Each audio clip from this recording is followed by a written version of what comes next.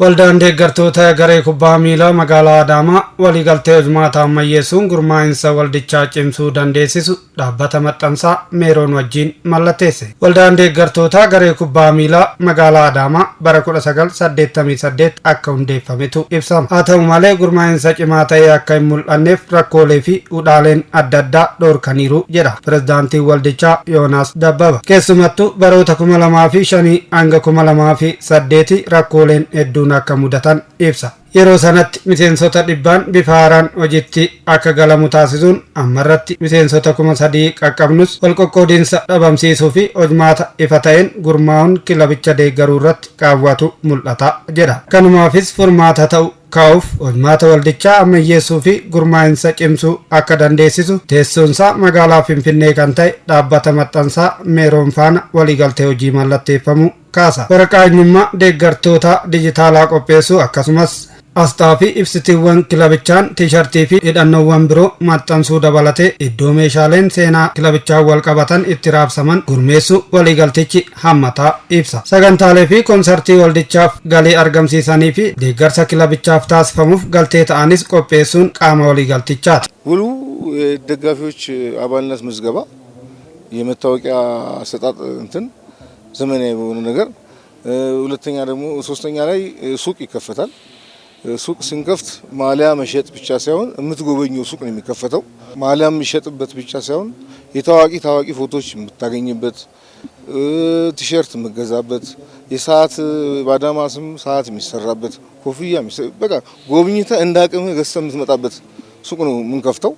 Hojii gaggeessaan dhaabbata maxxansaa Meeroon obbo ምህረት Taaddasaa gama isaaniitiin nutis dhalattoota magaalaa Adaamaa waan taaneef waliigalticha kennuu fi fudhachuu ol akka seenaa kilabichaa bu'uura cimaarra kaa'utti ilaallaa jedhan. አዳማ ከነማ አንደኛ ተወላጅን በመሆን የተሻለ ድርጅቶቹን የተሻለ እቃዎችን ማቴሪያሎችን ለማቅረብ ዝግጁ ነን። አንቸኩልም ስንል ፊርማውም የቸኮል አይደለም። በጣም ቀስ ብሎ መሰረት ያለው እንዲሆን ነው። ዛሬ ተጀምሮ ነገ እንዲቆም አይደለም፣ ቀጣይ እንዲሆን ነገ ዛሬ ከኛ ጋር ቢሆን ነገ ደግሞ ከሌላም ድርጅት ጋር ቢመጣ እንደዛው ድርጅቱ ትልቁ ዓላማው የአዳማ ከነማ ስፖርት ክለብ ጥሩ ደጋፊ ጥሩ የደጋፊዎች ማህበር እንዲኖረው ለማድረግ ነው ሰፖርት ያደረግን ያለነው። ኦቦ ሶካሩ ሀዩ baroota 25tti hiiqaniif deeggaraa kilabichaati. Alnaamsummaa fi waldicha keessatti fedhii ofii tarkaanfachiisuuf socho'uun gurmaa'insa cimaa akka hin qabaanne dhoorkeera jedhan. Waliigalteen mallatteeffame qabatamatti yoo hiikame kana hunda balleessuun kilabichaaf taphataa 12ffaa dhugaa akka taanu tolcha waan ta'eef abdii horadheera jedhu. Baay'een gammada. Kuni dhugaa taanan dhuguma ta'eetoo itti zallaqnan baay'een na gammachiisa. Namni tokko qabeenyuma san ilaa amma duratti illee dubbadheen ture as keessatti nama adda baasudha. Sakkaraa mutatu amma maqaa nu balleessanii gizee darbe amma atoobisiin hin cabe atoobisii ergas isiniif fakkannu nuun jedhan. Amma kana akka hin taane namni as keessaa eenyu kilabii kana wajjin hin deema dhuguma keenya naannoo keenya kilabii kana ta qorqaariidha kan jedhamu adda baasanii beekuu qabu warri komitee. Komiteetti isin ammallee kan himtan kana.